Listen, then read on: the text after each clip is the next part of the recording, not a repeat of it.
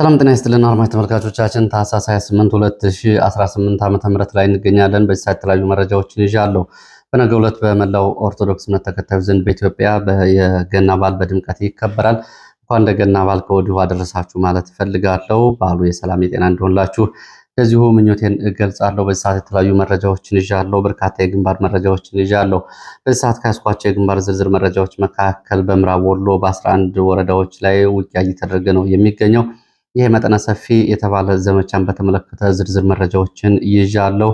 ውጊያው እየተደረገ ያለው በአማራ ፋኖ ብሔራዊ ኃይልና በአማራ ፋኖ ህዝባዊ ድርጅት የተለያዩ የጋራ ሻለቆችና የጋራ ወታደራዊ ዘመቻ ነው። በምዕራብ ወሎ በ11 ወረዳዎች ውጊያ እየተደረገ ነው የሚገኘው። ከዚህ ጋር በተያያዘ ከሌሊቱ 10 ሰዓት ጀምሮ እየተደረገ ባለው ውጊያ ያለውን አጠቃላይ ሁኔታ በተመለከተ ዝርዝር መረጃዎችን አደርሳቸዋለሁ። በአምባሰል፣ መቅደላ፣ ተንታ፣ ለጋምቦ፣ ጃማ፣ ወረኢሉ ለገሂዳን ጨምሮ ከለላና አካባቢው ያለውን አሁን ሁኔታ በመሀል ሳይንት እና በአማራ ሳይንት ቀጠናዎች ያለውን ዝርዝር መረጃ የማደርሳችሁ ይሆናል። ይሄ ዘመቻ እንግዲህ ዋና ዋና መንገዶችን ቀድሞ በመዝጋትና የእያንዳንዱን ወረዳ ግንኙነት በመቁረጥ የከበባና የቆረጣ ዘመቻ እየተደረገ እንደሆነ የዘመቻ የሚመራ የፋኖ ከፍተኛ ዘመቻ መሪ ይህንን በተመለከተም እንደዚሁ አስተያየት ሰጥቶኛል። ይህንን ዝርዝር መረጃ በሰዓት የምትሰሙት ይሆናል። ይሄ መረጃ እንግዲህ ሰሞኑን ፋኖን በተመለከተ በተለያዩ መድረኮች እየተደረገ ያለውን ፕሮፓጋንዳ እንዲሁም ደግሞ ፋኖ ተዳክሟል፣ ፋኖ እጅ እየሰጠ ነው የሚለውን የብልጽግና የፕሮፓጋንዳ ዘመቻዎች ሙሉ በሙሉ የሚያጋልጥና የኃይል ሚዛን የሚያዛባ ነው። መስከረም 14 እስከ መስከረም 30 ድረስ በዚሁ በምዕራብ ወሎ፣ በሰሜን ወሎ፣ በደቡብ ወሎ ቀጠና ዘመቻ አደማሊ ተብሎ ከተደረገው ዘመቻ በመቀጠል ትልቁ ዘመቻ ነው። ይሄ ዘመቻ እንግዲህ በዚህ በተለያዩ አካባቢዎች ያለውን ዝርዝር መረጃ በዚህ ሰዓት አካትቻለሁ። እየተከታተላችሁ አብራችሁ እንድትቆዩ ነው በአክብሮት የምጋብዛችሁ። አሁን በዚህ ሰዓት አፍላ ውጊያዎች እየተደረጉ ነው የሚገኙት በ11 የተለያዩ ቦታዎች። ከነዚህ መካከል 6 ከተሞች በፋኖ ቁጥጥር ስር ገብተዋል። ይህንን ዝርዝር መረጃ ለመከታተል አብራችሁ መቆየት አለባችሁ። ከዛ ባሻገር ሀሳብ አስተያየት ቢኖራችሁ ጥቆማ ዜናችን@gmail.com ላይ ልታደርሱ ትችላላችሁ። በቴሌግራም፣ በዋትሳፕ፣ በሜሴንጀር ሀሳብ አስተያየቶችን እያደረሳችሁ ስለሆነ በእጅጉ ነው የማመሰግነው። እንግዲህ በዚህ ሰዓት እንዳልኳችሁ መረጃው በአመዛኙ ዝርዝር የግንባር መረጃዎችን ነው። በሰበር መረጃ የወጡ መረጃዎችን ወደ እናንተ አደርሳለሁ። ወደ መረጃዎቹ ከመሄድ በፊት ጥቆማውም ሀሳብ አስተያየቶችም ልካችሁልኛል። በዋናነት ከመልእክቶቹ መካከል በህዝብ አገልግሎት መስጫ ተቋማት ላይ የጤና ባለሙያዎች፣ የትምህርት ባለሙያዎች፣ የግብርና ባለሙያዎች፣ የማህበራት ሰራተኞችን እንደ ባለስልጣን ማየትና በአንዳንድ ቦታዎች ላይ በሚገኙ የፋኖ አባላት የሚፈጽሙትን ወከባ በተመለከተ ይሄ ከመምህራን ከጤና ባለሙያዎች ቅሬታ እንደፈጠረ ይህንን ቅሬታ አድርስልን ብላችሁ ልካችኋል። ይሄው ቅሬታዬን አድርሻለሁ። በተለያዩ አካባቢዎች ውጊያ በሚደረግባቸው ፋኖ የሚቆጣጠራቸው ቀጠናዎች የሚገኙ መምህራን፣ ሐኪሞች፣ የግብርና ባለሙያዎች፣ ማህበራት ሰራተኞች ማህበራዊ አገልግሎት ሰጪ ተቋማት ላይ ህዝቡን የሚያገለግሉ ስለሆነ አስፈላጊው ጥበቃና የደህንነት ከለላ ሊደረግላቸው ይገባል። እነዚህን እንደ ባለስልጣን ማየት በተለየ መንገድ እንግዲህ የብልጽግና ካድሪ ካልሆኑና የፖለቲካ ዓላማ ከሌላቸው በሚሰማሩባቸው የአገልግሎት መስጫ ተቋማት ላይ ልዩ ጥበቃ ሊደረግላቸው ይገባል። ይህንን በተደጋጋሚ ብታሳስብልን የሚል የጤና ባለሙያ መልእክት ነው። ይኸው አድርሻለሁ። ሌላው ሰብአዊ መብት አያያዝ ላይ በተደጋጋሚ የሚታዩ ኃላፊነት የጎደላቸው ድርጊቶችን የፋኖን ትግል በሌላ መንገድ ሊያስፈርጁ ስለሚችሉ ተደጋጋሚ የሆነ የህግ ጥሰት እንዲሁም ደግሞ የሰብአዊ አያያዞች የሚታዩባቸው አካባቢዎች አሉ። ይሄ ስህተት በአስቸኳይ መታረም አለበት። ይህንን የሚያደርጉ ካሉ ኃላፊነት ከመውሰድ ይልቅ እነሱን ማስተካከልና እነሱ ላይ እርምጃ ወስዶ ወጥ የሆነ የፋኖ የሰብአዊ የምርኮኛ አያያዝን ተግባራዊ ማድረግ ያስፈልጋል በሚል እንደዚሁም ይህንንም እንግዲህ ከተለያየ አቅጣጫ የመጣ ዘገባን በተመለከተ ለዚህ ማስተካከያ በሚሆን እንደዚሁ አድርሳችኋል። ከቃታ መሳሪያዎች ይልቅ ማሳመን፣ ማስረዳት፣ ማስገንዘብ እንዲሁም ደግሞ አቅም የማጎልበቻ ስራዎችን ማስቀደም አለበት። ፋኖ የትግል ዓላማውን በደንብ በማስረዳት ሌሎቹ ወደሱ እንዲመጡ ማድረግ አለበት። አፈሙዝን በማስቀደም የሚወስዳቸው እርምጃዎች በአንዳንዶቹ ላይ የዓላማ ተገንዛቢዎችን ቁጥር ሊቀንስ ይችላል። የወያኔ የትጥቅ ዘመን ጊዜ በሚቃረኗቸውን በሚደግፏቸውም ሰዎች ታጋዮቹ የነበራቸውን የትግል ዲሲፕሊን ራሳቸውን ከትግሉ እና ከህዝብ በታች አድርገው በትግሉ አሸናፊ ለመሆን የበቁበትን ሂደት ማየትና ይህንን መተግበር ለትግል ይጠቅማል።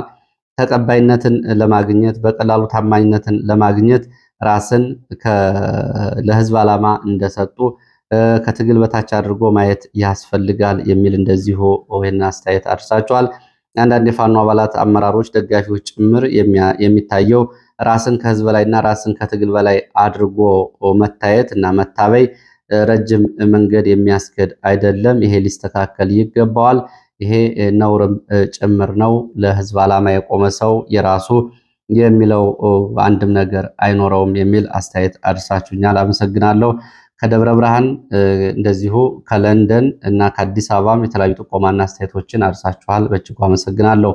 ወደ መረጃዎቹ ነው የሚቀጥለው። እንግዲህ ወደ መረጃዎቹ ሲሄድ በሰሜን ወሎ እና ዋገምራ አካባቢ ያሉ መረጃዎችን ማስቀደም ወደ ግንባር ዝርዝር መረጃዎች እመጣለሁ። በዚህ ሰዓት ከያዝኳቸው መረጃዎች መካከል በራያ አለማጣ ቀጠና እና በኮረም ቀጠና በ6 ወረዳዎች ላይ የህወሓት ታጣቂዎች በየቀኑ የሚፈጽሟቸው ግፍና ሰቆቃዎች እንደቀጠሉ ናቸው። በዛሬ ሌሊት እንኳ በኮረም ከተማ ሰዎች በታጣቂዎች በጥይት ተገድለው ማደራቸውን የወጡ መረጃዎች ያሳያሉ።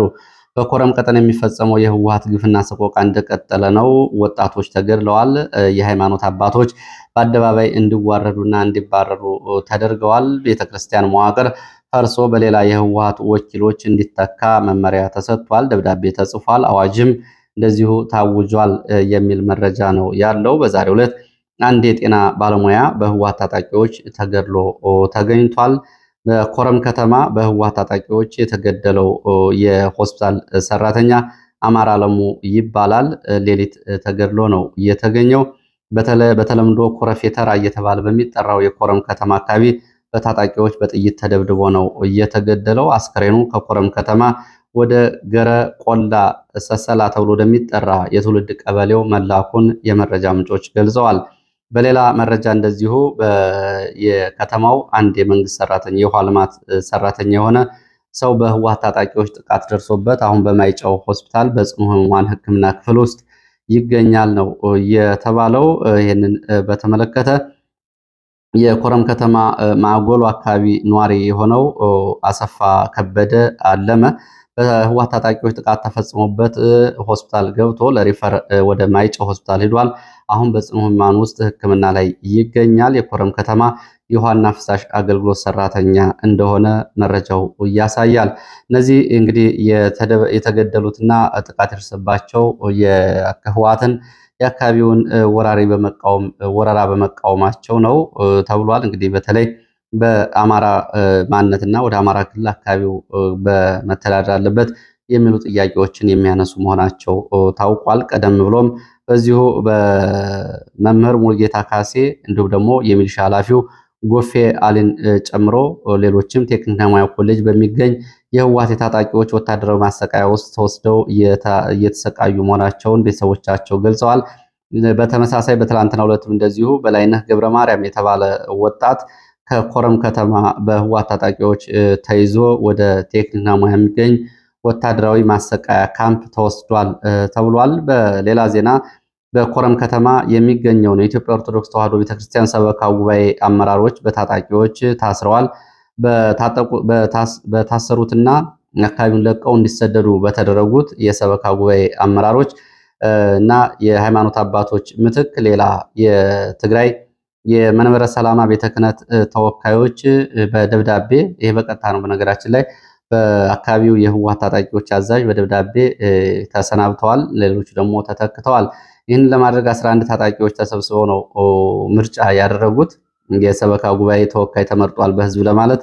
ስለዚህ 4 የሚሆኑት ከታጣቂዎቹ ደጋፊ የሆኑ 1 ካህን፣ 2 ቄሶች እና ሌሎች ደግሞ ታጣቂዎች በሰበካ ጉባኤነት ተመርጠዋል። የኢትዮጵያ ኦርቶዶክስ ተዋሕዶ ቤተክርስቲያን ማህተምና ደረሰኝ እንዲሁም የኢትዮጵያን በተመለከተ የኢትዮጵያን እግዚአብሔር ይባርክ ብሎ ኢትዮጵያን ስም አንስቶ ጸሎት ማድረግ፣ ቅዳሴ ማድረግ በሁሉም አካባቢዎች በኮረምና አካባቢው በህወሓት ታጣቂዎች ተከልክሏል። በምትኩ ኢትዮጵያ በሚለው ስም ሀገረ ትግራይ ተብሎ ምህላም ጸሎትም እንዲደረግና ቅዳሴም እንዲጠራ ተብሏል። እንግዲህ ማህተምና የኢትዮጵያ ኦርቶዶክስ ተዋሕዶ ቤተክርስቲያን መዋቅር ሙሉ በሙሉ እንዲጠፋ ተደርጓል ነው ያሉት። ሌላው በዚሁ በራያ እና ኮረም ቀጠና በስድስቱም ወረዳዎች ማለት ነው በራያ አለማጣ ወረዳ፣ በራያ ወፍላ ወረዳ፣ በዛታ ወረዳ፣ በኮረም ከተማ፣ በአለማጣ ከተማ እና በራያ ባላ ወረዳ የሚገኘው የነዋሪ የፋይዳ መታወቂያ እንዳይወስድ በህወሓት ታጣቂዎች ታግዷል። ፋይዳ የሚለው መታወቂያ የወሰዱ ሰዎች በህወሓት ታጣቂዎች እየታሰሩ መሆናቸውም ታውቋል። ተማሪዎች ልጆቻቸው ወላጆቻቸው የፋይዳ መታወቂያ ካላቸው ቁጥሩን እንዲያመጡና ለህወሓት ታጣቂዎች ሪፖርት እንዲያደርጉ ታዘዋል። ይህንን ፋይዳ መታወቂያ በተመለከተ እንግዲህ የወፍላ፣ የዛታ፣ የኮረም፣ ያለማጣ፣ የራያ ባለ፣ የራያ አለማጣ ህዝብ እንዳያወጣ በሌላ አማራጭ በህወሓት በኩል ሌላ ፎርም ወይ ደግሞ ቅጽ እንዲሞላ እየተደረገ ነው። ምን እንደሆነ አላማው አልታወቀም ብለዋል። እንግዲህ የመረጃ ምንጮቹ ከአካባቢው ያሉ መረጃዎች እነዚህ ናቸው። ወደ ግንባር ዝርዝር መረጃዎች ነው የሚሄደው። ዛሬ እንግዲህ በምዕራብ ወሎ 11 ወረዳዎች ላይ ውጊያ እየተደረገ ነው። ከሌሊቱ 10 ሰዓት አንዳንዶቹ ቦታ፣ አንዳንዶቹ 11 ሰዓት፣ አንዳንዶቹ ደግሞ ረፋድ ላይ በተለያዩ አካባቢዎች የተጀመሩ ዘመቻዎች መኖራቸውን የሚያሳዩ መረጃዎች ወጥተዋል። እንግዲህ በምዕራብ ወሎ በተለያዩ አካባቢ የተደረገ ባለው ዘመቻ አንዳንድ ከተሞች በፋኖ ቁጥጥር ስር ገብተዋል። እንዲሁም ደግሞ ዋና ዋና የመከላከያ አድማ ብተናና የሚሊሻ ማዘዣ ካምፖችም እንደዚሁ ጉዳት ደርሶባቸዋል። ኦራልን ጨምሮ እንደዚሁ ምርኮ አለ። እስካሁን ድረስ የምርኮ ሁኔታ በዝርዝር አልታወቀም። እስኪ መረጃውን በተመለከተ በአንዳንድ አካባቢዎች ያለውን ዝርዝር መረጃ በአካባቢዎቹን በመጥቀስ ወደ እናንተ ላድርስ። በምዕራብ ወሎ በተለያዩ ቦታዎች ከባድ ውጊያ የተደረገ ነው። ፋኖ ወረዳዎችን ተቆጣጥረዋል። በሌሊት ዘመቻ ወታደራዊ ካምፖችም ወድመዋል። ከነዚህ መካከል መጀመሪያ የምናገኘው መቅደላ ወረዳን ነው። በመቅደላ ወረዳ ማሻ ከተማ የወረዳው ዋና ከተማ በፋኖ ሙሉ ቁጥጥር ስር ገብቷል። ከማሻ ከተማ ባሻገር በመቅደላ ወረዳ የሚገኙ ሁለት ወታደራዊ ካምፖች የሚገኙባቸው ንዑስ የከተማ ከተሞች ደብረ ዘይትና ኮሬብ በተመሳሳይ እንደዚሁ በኃይል ያለው ኃይል ተቆርጧል። የሚሊሻና የአድማ ብተና ኃይል ተበትኗል ነው የተባለው። ኮሬብ ከተማ በተመሳሳይ ጊዜያዊ የአድማ ብተናና የሚሊሻ ካምፕ በፋኖ ተይዟል። መቅደላ፣ ማሻ፣ ኮሬብ ያለው ዘመቻ እንዲሁ በአማራ ፋኖ ብሔራዊ ኃይል የደጋው መብረቅ እንዲሁም ደግሞ የአማራ ፋኖ ህዝባዊ ድርጅት ኮሎኔል ሙሃባው በሚመራው ኃይል በጋራ እየተደረገ ያለ እንደሆነ ከአካባቢው የሚወጡ መረጃዎች ገልጸዋል። ከሌሊቱ 10 ሰዓት መቅደላ ወረዳ ዋና ከተማን ማሻን ፋኖ ሲይዝ ማሻ የነበረው የአድማ ብተናና የሚሊሻ ኃይል ደብረ ዘይት ከነበረው ጋር ለመገናኘት እንዲሁም ደግሞ ደብረ ዘይት ያለውም ወደ መሃል መጥቶ አሁን ተራራ አካባቢ ሰፍሮ ራሱን እየተከላከለ ነው የሚገኘው። በሚሊሻው አብዛኛው ተበትኗል። የአድማ ብተናም ጉዳት ደርሶበታል። የደረሰው ጉዳት ግን በዝርዝር አልታወቀም። በዚህ ቀጠና አንድ ወራል ወታደራዊ ተሽከርካሪ ተማርኳል። ማሻ በተመሳሳይ በቁጥር ያልታወቀ የሚሊሻና አድማ ብተና ስለመማረኩ የወጡ መረጃዎች ይገልጻሉ። ወደ አማራ ሳይንት ቀጠና ስንሄድ ተንታ አጅባር ነው። ከመቅደላ ቀጥሎ የሚገኝ ወረዳ ነው። በተንታ አጅባር የተንታ ወረዳ ዋና ከተማ አጅባር ከሌሊቱ 9 ሰዓት ጀምሮ በፋኖ ቁጥጥር ስር ገብቷል። ከአጅባር 10 ኪሎ ሜትር ርቀት ላይ የሚገኘው ተንታ ከተማ ላይ ከባድ ውጊያ እየተደረገ ነው። ተንታ ዋና ማዘዣ ካምፕ ላይ ከሌሊቱ ጀምሮ ከባድ ውጊያ እየተደረገ መሆኑን የዓይን እማኞች ገልጸዋል። ውጊያው በከባድ መሳሪያ የታገዘ ሲሆን ተንታ ያለው የመከላከያ አድማ ብተናና የሚሊሻ ኃይል በሁሉም አቅጣጫ ከበባ ውስጥ ስለመግባቱም አካባቢውን የሚያውቁ የመረጃ ምንጮች ገልጸዋል። አንደኛው ከኩታበር በአምባሰል በተለያየን በኩል በከስከስ በረሃ ወደ በሽሎ ጉና ወደ ተንታ የሚወስደው መንገድ በሽሎና ጉና አካባቢዎች እስከ አካባቢው ያሉ አካባቢዎች በፋኖ ተይዘዋል። እንዲሁም ደግሞ ከአጅባር ከተማ ቀርቦ በፋኖ መያዙ በኩጉፍቱ በኩል ወደ ደሴ የሚወስደው መንገድም እንደዚሁ ተቆርጧል። ከኋላ ደግሞ ወደ ማሻ የሚወስደውና መቅደላ የሚወስደው መንገድም በተመሳሳይ ተቆርጧል። ምንም መውጫ የለውም። ከተንታ መቅደላ መውጫ የነበረውም እንደዚሁ በፋኖ ቀድሞ ስለተያዘ ምንም መውጫ የለም። ተንታ ከተማ ያለው ማዘዣ ላይ ያለው ውጊያ በዚህ ሰዓት በከበባና በቆረጣ ቀጥሏል። ከባድ ጉዳት ደርሷል። ውጊያው እንደቀጠለ ሲሆን በሶስት አቅጣጫ የተከበበው የመከላከያ አድማ ብተናና የሚሊሻ ኃይል ሰብሮ ለመውጣት ፋኖ ደግሞ በከበባ ውስጥ ለማስቀረት ከባድ ትንቅንቅ እየተደረገ እንደሆነ ከተንታ አጅባር የወጡ መረጃዎች ያሳያሉ። ዘጌት ብሎ ተጨማሪ መረጃ ወጥቷል። እዚሁ ከተንታ አካባቢ ዘጌት ብሎ በወጣው መረጃ ተንታ የነበረው የመከላከያ ካምፕ እና የአድማ ብተና የሚሊሻ ካምፕ ሙሉ በሙሉ በፋኖ ተይዟል። ካምፑን ለቆ ውጊያው አሁን መሀል ከተማ እየተደረገ ነው። ውጊያው የጨበጣና የእጅ በእጅ ውጊያ ሲሆን በቦምብ መወራወር ጭምር የታገዘ ውጊያ እንደሆነ አሁን የወጡ መረጃዎች ያሳያሉ።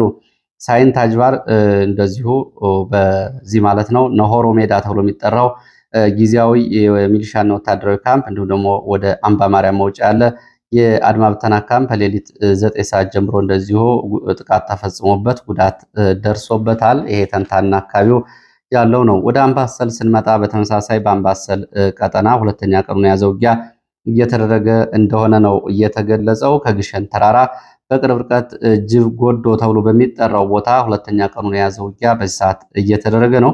ውጊያው እየተደረገ ያለው እስከ አምባሰልና ግሸን መውጫ አካባቢዎች ድረስ ሲሆን ምሽት 4 ሰዓት ድረስ ጅብ ጉዶ አካባቢ የሚገኝ ካምፕ ላይ እንደዚሁ ከባድ ጉዳት ደርሷል። በውጊያ ማለት ነው። የደረሰው ጉዳት በዝርዝር አልታወቀም። ዛሬም በዙ 23 በሞርተር የታገዘ ውጊያ በአካባቢው እየተደረገ መሆኑ ተገልጿል። እነዚህን ዘመቻዎች በተመለከተ ከአማራ ፋኖ ህዝባዊ ድርጅት ሸዋ ጠቅላይ ግዛት እዝ እና ከወሎ ቤት አማራ እንዲሁም ደግሞ ከጎጃም ጠቅላይ ግዛት እዝ እንዲሁም ደግሞ ከአማራ ፋኖ ብሔራዊ ኃይል ምስራቅ እዝ ምኒልክ እዝ ምስራቅ ቀጠና ምኒልክ እዝ ማለት ነው በጋራ ዘመቻዎች እየተደረጉ መሆናቸውን የአማራ ፋኖ ህዝባዊ ድርጅት ያወጣው መግለጫ ያሳያል። በዚህ ዘመቻ እንግዲህ ዛሬ ከማለዳ 11 ሰዓት ጀምሮ ዘመቻው ዘመቻ ስንታየሁ ማሞ ወይም ደግሞ ዘመቻው ዘመቻ ራምቦ ተብሎ የተሰየመ እንደሆነ በመግለጫው ተመላክቷል።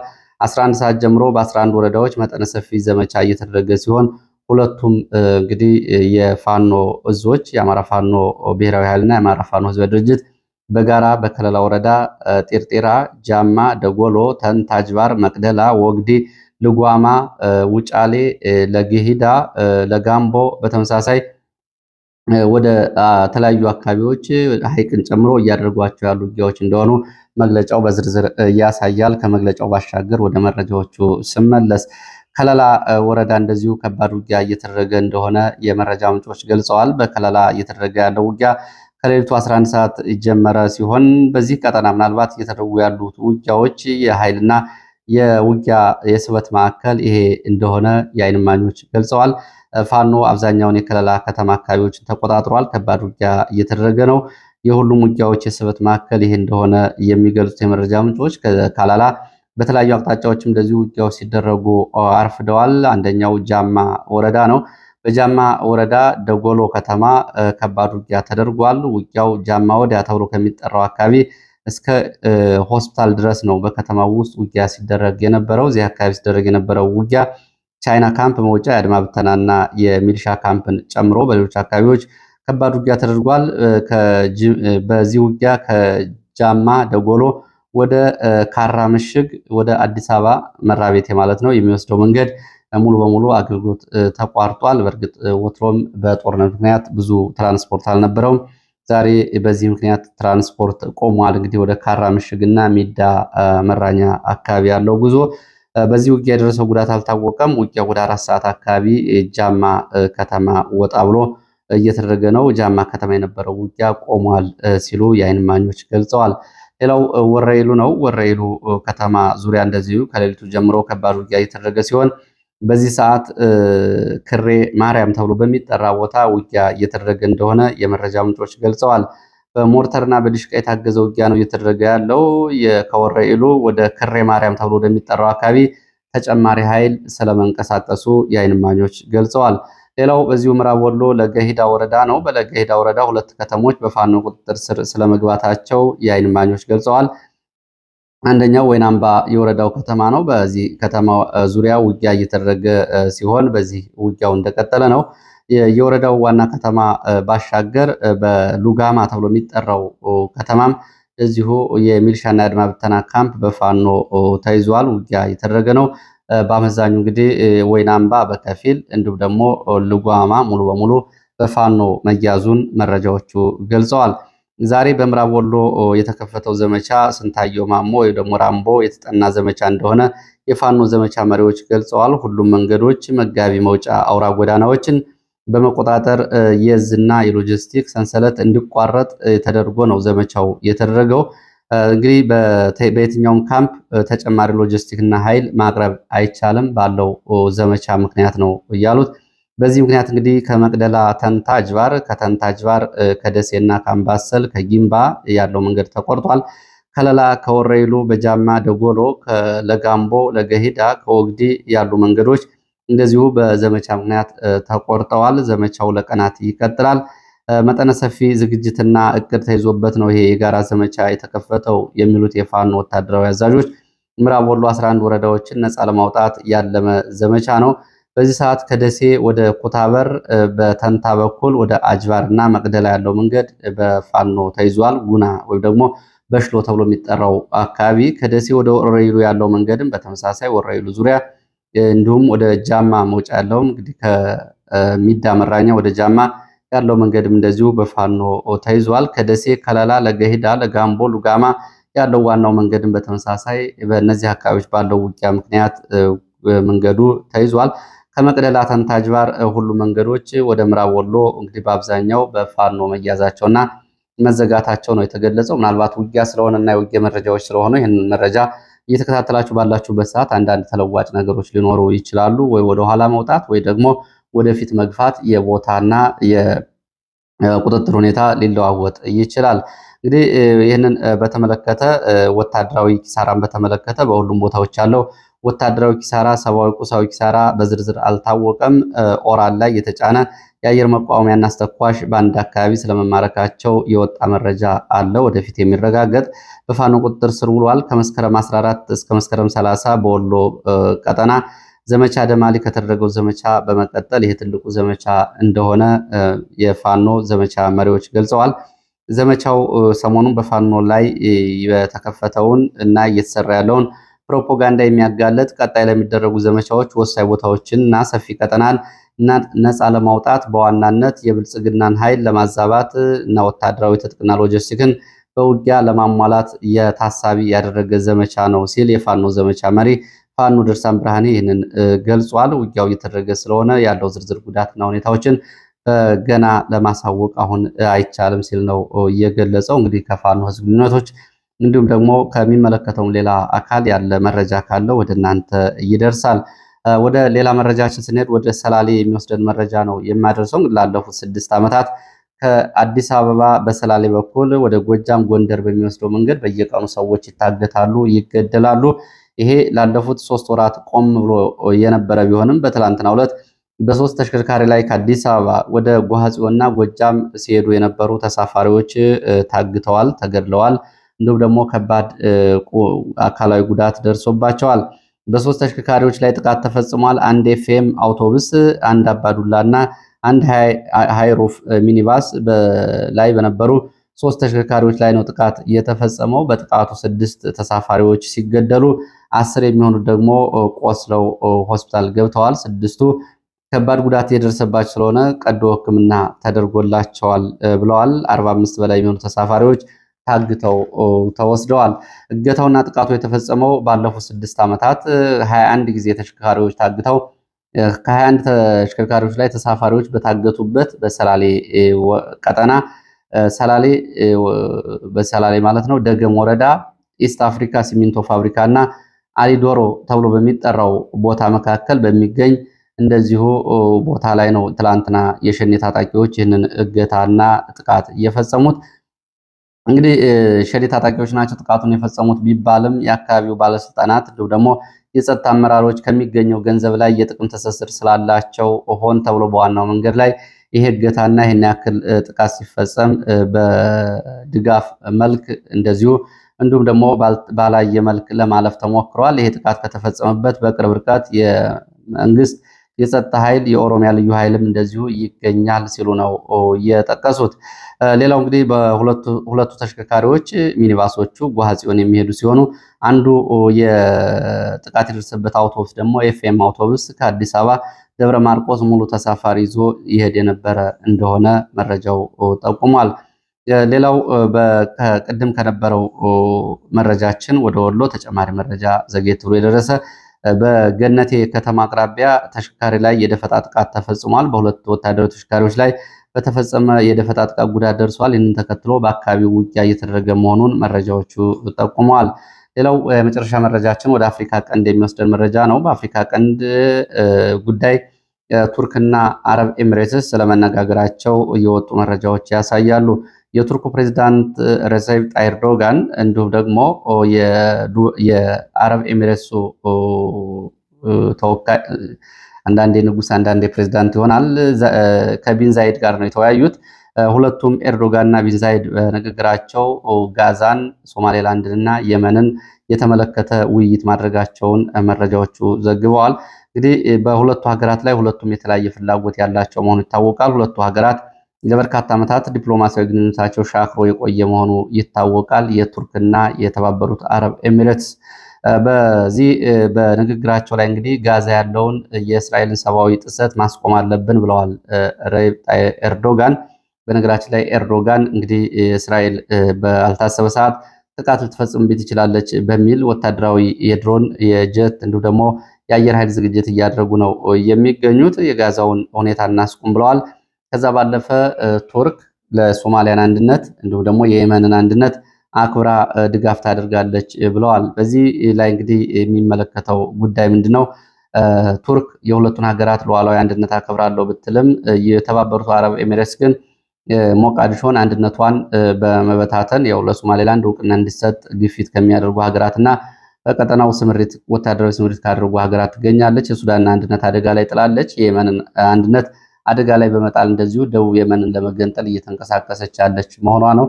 ለሰዓት የነበሩ መረጃዎች እነዚህ ናቸው። ስለተከታተላችሁ በእጅጉ አመሰግናለሁ። በሌላ ተመሳሳይ መረጃ እስከምንገናኝ ድረስ